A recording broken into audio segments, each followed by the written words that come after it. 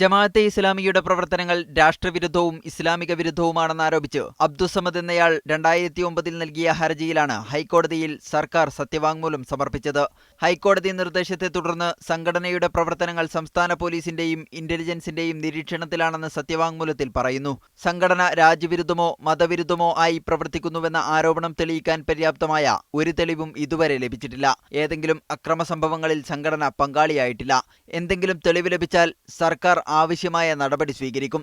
എന്നാൽ 1957 പ്രസിദ്ധീകരിച്ച ജമാഅത്തെ ഇസ്ലാമി ഭരണഘടനയിലെ ആർട്ടിക്കിൾ 8, 9 എന്നിവയിലെ ചില വകുപ്പുകൾ ജനാധിപത്യ വ്യവസ്ഥയെയും രാജ്യത്തിന്റെ ഭരണഘടനയെയും അനാദരിക്കുന്നതാണ്. ജമാഅത്തെ ഇസ്ലാമിയുടെ ഉടമസ്ഥതയിലുള്ള ഇസ്ലാമിക് പബ്ലിഷിംഗ് ഹൗസ് പ്രസിദ്ധീകരിച്ച 97 പുസ്തകങ്ങളിൽ 14 വിശദമായി പരിശോധിച്ചു വരികയാണ്.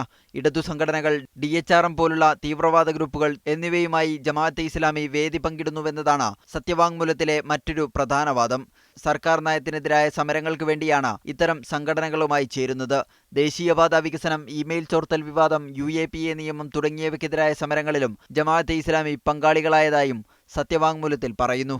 മീഡിയ 1 കൊച്ചി.